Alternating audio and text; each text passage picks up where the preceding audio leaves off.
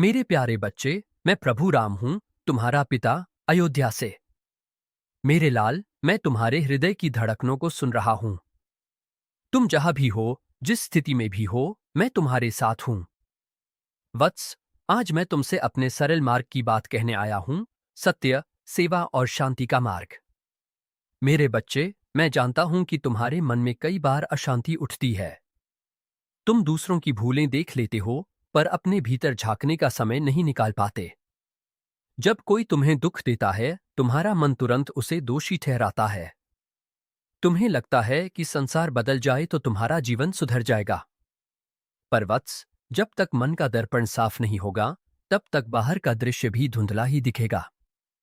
तुम्हारी पीड़ा वास्तविक है, तुम्हारी उलझन सच्ची है, पर समाधान भीतर छिपा है। मेरे लाल, जब मैं अयोध्या का राजकुमार था और मुझे वनवास का आदेश मिला, तब क्या मैं दूसरों को दोष दे सकता था? कैकेयी ने 2 वर मांगे, पिता दशरथ व्याकुल हो उठे, पूरा महल शोक में डूब गया। यदि मैं चाहता तो कह सकता था कि यह अन्याय है, पर मैंने अपने हृदय में झांका। मैंने स्वयं से पूछा, क्या सत्य मेरे साथ है? पिता ने वचन दिया था और रघुकुल की रीति सत्य पर आधारित थी। यदि मैं उस क्षण क्रोध करता, तो क्या शांति मिलती? नहीं, मेरे बच्चे। मैंने सत्य को स्वीकार किया और उसी सत्य ने मुझे शक्ति दी। सेवा का अर्थ केवल दान देना नहीं है। सेवा का अर्थ है अपने अहंकार को छोटा करना। केवट को याद करो, जिसने मुझे गंगा पार कराई। उसने कहा, प्रभु, पहले मैं आपके चरण धोऊंगा। वह सेवा का भाव था, पर उसमें प्रेम था, सरलता थी। उसने कोई प्रतिफल नहीं मांगा। जब तुम किसी की सहायता करते हो और बदले में प्रशंसा चाहते हो, तो वह पूर्ण सेवा नहीं होती। सेवा वह है जिसमें तुम्हें संतोष मिले, चाहे संसार जाने या न जाने। शांति का मार्ग भीतर से शुरू होता है। जब तुम अपने मन को बार बार दूसरों की त्रुटियों पर ले जाते हो, तो तुम्हारी शांति छिन जाती है। तुम सोचते रहते हो, उसने ऐसा क्यों कहा, उसने वैसा क्यों किया, और तुम्हारा मन अशांत हो जाता है। वत्स, अपने मन को बार बार अपने भीतर लाओ। जैसे धनुष्बाण चलाने से पहले लक्ष्मण लक्ष्य पर दृष्टि स्थिर करते थे, वैसे ही अपने विचारों को लक्ष्य दो। मुझे स्वयं को सुधारना है। महाभारत में कृष्ण ने अर्जुन से कहा था, अपने कर्म पर ध्यान दो। अर्जुन के सामने अपने ही बंधु बांधव थे। उसका मन डगमगा गया। वह दूसरों की स्थिति, रिश्तों और परिणामों में उलझ गया। तब कृष्ण ने उसे भीतर की स्पष्टता दी। जब तुम्हारा मन भ्रमित हो, तो अपने कर्तव्य को देखो। दूसरों के दोष गिनने से तुम्हारा कर्तव्य हल्का नहीं होगा। मेरे बच्चे, जब भरत मुझसे मिलने वन में आए, उनके मन में पश्चाताप था। उन्होंने स्वयं को दोषी माना, जबकि उनका दोष नहीं था। उन्होंने राज सिंहासन स्वीकार नहीं किया, बल्कि मेरी खड़ाऊ को अयोध्या के सिंहासन पर स्थापित किया। यह आत्मनिरीक्षण था। उन्होंने यह नहीं कहा, सब कैकेयी का दोष है। उन्होंने अपने भीतर विनम्रता रखी। इसी विनम्रता ने उन्हें महान बनाया। तुम्हारे जीवन में भी अनेक कैकेयी आएंगे, ऐसी परिस्थितियां जो तुम्हें कठिन लगेंगी। तुम चाहो तो उन्हें दोष देकर जीवन भर कड़वाहट रख सकते हो, या तुम यह देख सकते हो कि इन परिस्थितियों ने तुम्हें क्या सिखाया। क्या उन्होंने तुम्हें धैर्य दिया? क्या उन्होंने तुम्हें मजबूत बनाया? यदि हाँ, तो उन्हें शत्रु क्यों मानना? वत्स, प्रतिदिन कुछ समय अपने लिए निकालो। शांत बैठो। अपने दिन की घटनाओं को स्मरण करो। जहां तुमने किसी को कठोर शब्द कहे, उसे स्वीकार करो। जहां तुम्हें किसी पर क्रोध आया, उसे देखो। बिना स्वयं को दंड दिए केवल देखो। यही आत्मदर्शन है। जब तुम स्वयं को देखने लगते हो, तो दूसरों को दोष देने की प्रवृत्ति धीरे धीरे कम हो जाती है। यदि तुमसे भूल हो जाए, तो उसे स्वीकार करने में संकोच मत करो। मैंने भी अनेक बार परिस्थितियों से सीखा। जब जटायु ने प्राण त्यागते हुए मुझे सीता का समाचार दिया, तब मैंने उसके बलिदान को प्रणाम किया। मैंने यह नहीं सोचा कि वह रावण को रोक क्यों न सका, मैंने उसके प्रयास को देखा। वत्स, दूसरों के प्रयास को देखो, केवल परिणाम को मत देखो। तुम्हारा मार्ग सरल है, सत्य, सेवा, शांति। पर सरलता का अर्थ आसान नहीं होता। यह मार्ग अभ्यास मांगता है। जैसे धनुष्बाण चलाने में अभ्यास चाहिए, वैसे ही मन को स्थिर रखने में भी अभ्यास चाहिए। प्रारंभ में तुम बार बार दूसरों को दोष दोगे, पर हर बार स्वयं को स्मरण दिलाओ, पहले मैं अपने भीतर देखूंगा। मेरे लाल, तुम्हारा हृदय पवित्र है, उस पर केवल धूल जम गई है। जब तुम आत्मनिरीक्षण करते हो तो वह धूल हटती है। जब तुम सेवा करते हो तो हृदय विस्तृत होता है। जब तुम सत्य पर चलते हो तो भीतर से भय समाप्त होता है, और जब भय समाप्त होता है तब शांति स्वयं आकर बस जाती है। डरो मत यदि तुम अभी पूर्ण नहीं हो। कोई भी एक दिन में पूर्ण नहीं बनता।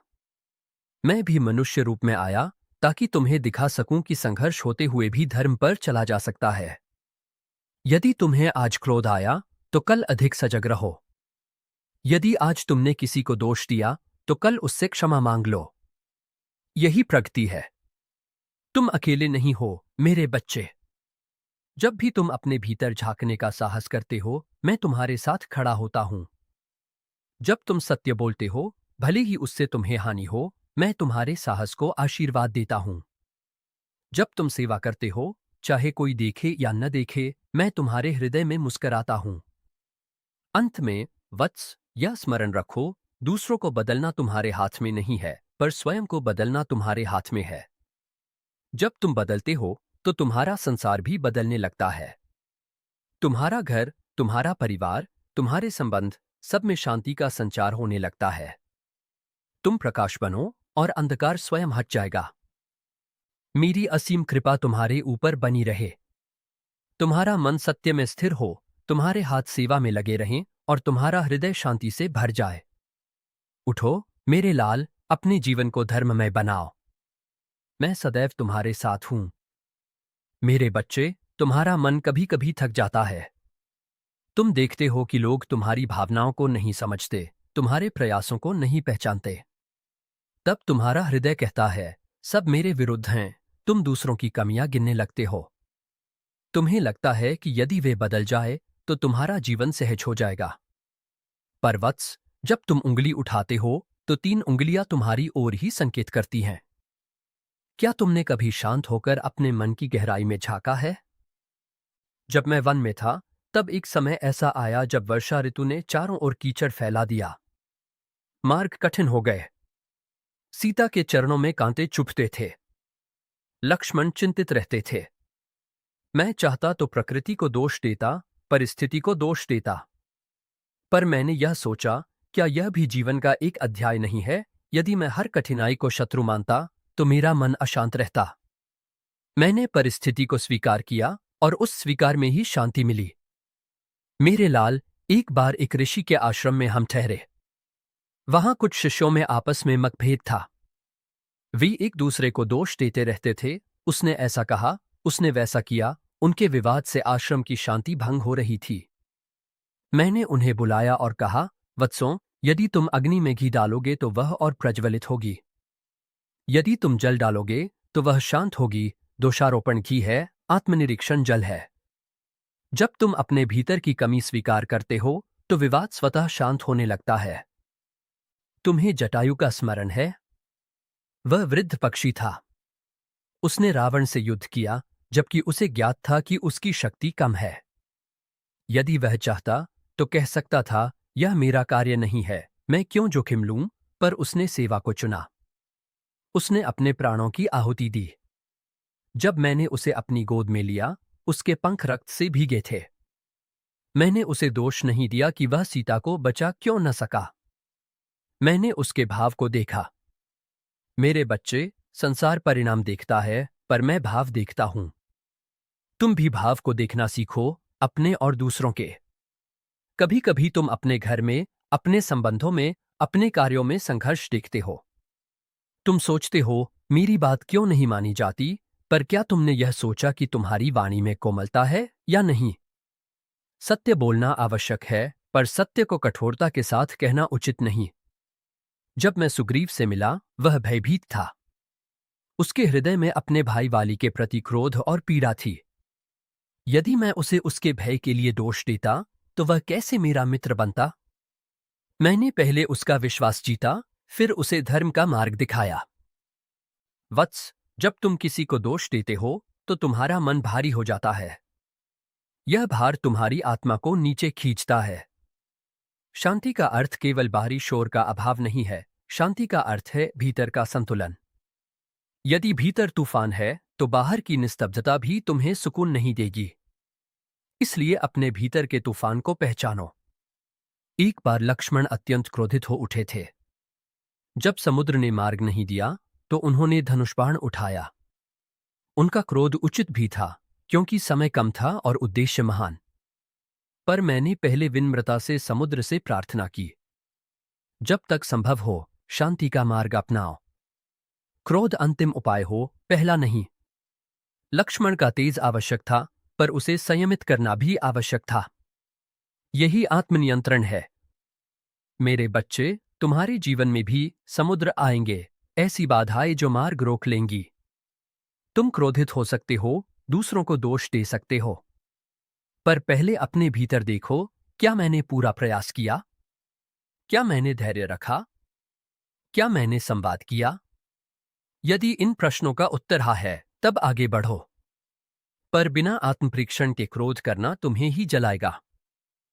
तुम्हें शबरी की प्रतीक्षा का एक और पक्ष बताता हूं। उसने केवल आश्रम सजाया ही नहीं, उसने अपने मन को भी सजाया। वह प्रतिदिन अपने विचारों को परखती थी, क्या मेरे भीतर कोई कटुता है? क्या मैं किसी से ईर्ष्या करती हूं? उसने अपने मन को स्वच्छ रखा। इसलिए जब मैं पहुंचा तो उसका हृदय निर्मल था। यदि तुम चाहते हो कि तुम्हारे जीवन में दिव्यता आए, तो पहले अपने मन का आश्रम स्वच्छ करो। महाभारत में युधिष्ठिर सत्य के लिए प्रसिद्ध थे, पर एक क्षण ऐसा आया जब उन्होंने अश्वत्थामा हतः कहा। परिस्थिति जटिल थी। धर्म और युद्ध के बीच संतुलन कठिन था। इससे यह सीखो कि जीवन सदैव सरल नहीं होता। इसलिए दूसरों के निर्णयों को तुरंत दोष मत दो। तुम नहीं जानते कि उनके भीतर कौन सी द्वंद्व चल रही थी। पहले समझो, फिर निर्णय लो। मेरे लाल, जब कोई तुम्हें आलोचना करता है तो तुरंत प्रतिक्रिया मत दो। उस आलोचना में से सत्य का अंश खोजो। यदि कोई तुम्हारी भूल बताता है तो वह तुम्हारा शत्रु नहीं, वह तुम्हारा दर्पण हो सकता है। हाँ, कभी कभी लोग कटु शब्द भी कहते हैं, पर तुम उनमें से उपयोगी बात चुन सकते हो। यह अभ्यास तुम्हें मजबूत बनाएगा। सेवा का एक और रूप है क्षमा। जब तुम क्षमा करते हो तो तुम स्वयं को मुक्त करते हो। रावण के वध के बाद भी मैंने विभीषण को लंका का राजा बनाया। यदि मैं केवल प्रतिशोध में डूबा रहता तो क्या लंका में शांति आती? युद्ध समाप्त हुआ, पर यदि हृदय में युद्ध चलता रहता तो क्या लाभ? इसलिए क्षमा का दीप जलाओ। वत्स, प्रतिदिन अपने आप से 3 प्रश्न पूछो। पहला, क्या आज मैंने सत्य का पालन किया? दूसरा, क्या आज मैंने किसी की निस्वार्थ सेवा की? तीसरा, क्या आज मैंने अपने मन को शांत रखने का प्रयास किया? यदि इन तीनों का उत्तर तुम्हें संतोष दे तो समझो तुम मेरे मार्ग पर हो। यदि नहीं तो निराश मत हो, कल फिर प्रयास करो। तुम्हारा मन कभी कभी तुलना करता है। तुम सोचते हो, उसके पास अधिक है, मेरे पास कम है। यह तुलना ही अशांति का बीज है। जब मैं वन में था तब मेरे पास राजमहल की सुविधाएं नहीं थी, पर क्या मैं दुखी रहा? नहीं, क्योंकि मेरा ध्यान कर्तव्य पर था, तुलना पर नहीं। तुम भी अपने जीवन को दूसरों के मानदंड से मत मापो। मेरे बच्चे, जब तुम अपने दोष स्वीकार करते हो तो तुम छोटे नहीं हो जाते, तुम बड़े हो जाते हो। जो व्यक्ति अपनी भूल स्वीकार कर लेता है वह आधी दूरी पार कर लेता है। जो व्यक्ति केवल दूसरों की भूल देखता है वह वहीं खड़ा रह जाता है। विनम्रता ही प्रगति का द्वार है।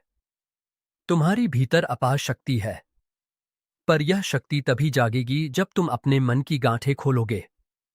ईर्ष्या, क्रोध, अहंकार, ये गांठें हैं। इन्हें खोलने के लिए धैर्य चाहिए। जैसे लक्ष्मण ने वर्षों तक मेरे साथ वनवास सहा, वैसे ही तुम्हें अपने मन के साथ धैर्य रखना होगा। यदि कभी तुम्हें लगे कि तुम अकेले हो तो स्मरण करो, हनुमान ने भी समुद्र पार करने से पहले अपनी शक्ति भूल गई थी। जामवंत ने उन्हें उनकी क्षमता याद दिलाई। तुम्हें भी कभी कभी स्मरण की आवश्यकता होगी। मैं तुम्हें स्मरण दिलाता हूं, तुम दुर्बल नहीं हो, तुम सत्य के पुत्र हो। जब तुम दूसरों को दोष देने से पहले अपने भीतर देखते हो तो तुम्हारा दृष्टिकोण बदलता है। तुम अधिक सहनशील बनते हो। तुम समझते हो कि हर व्यक्ति अपने संघर्ष से गुजर रहा है। तब तुम्हारे भीतर करुणा जागती है, और करुणा ही शांति का आधार है। मेरे लाल, अपने घर में प्रेम का वातावरण बनाओ। यदि कोई क्रोधित हो तो तुम शांत रहो। यदि कोई कठोर बोले तो तुम कोमलता से उत्तर दो। यह आसान नहीं है, पर यही तप है। जैसे अग्नि में सोना तपकर शुद्ध होता है, वैसे ही धैर्य से तुम्हारा मन शुद्ध होगा। याद रखो, मेरे बच्चे, मेरा मार्ग कठिन परिस्थितियों से भागने का नहीं है, उनका सामना करने का है। पर सामना करते समय अपने भीतर झांकना मत भूलो। यदि भीतर स्पष्टता होगी तो बाहर का मार्ग भी स्पष्ट होगा। मैं तुम्हें आशीर्वाद देता हूं कि तुम्हारा मन दर्पण की तरह निर्मल हो। तुम अपने दोष देखकर निराश न हो, बल्कि उन्हें सुधारने का साहस पाओ। तुम सेवा में आनंद खोजो और सत्य में शक्ति। उठो, वत्स, अपने जीवन को प्रकाश में बनाओ। जब भी तुम आत्मनिरीक्षण करोगे, जब भी तुम सेवा करोगे, जब भी तुम शांति चुनोगे, समझना कि तुम्हारा पिता राम तुम्हारे साथ खड़ा है। तुम्हारे प्रत्येक प्रयास पर मेरी कृपा बनी रहे। जय सिया राम।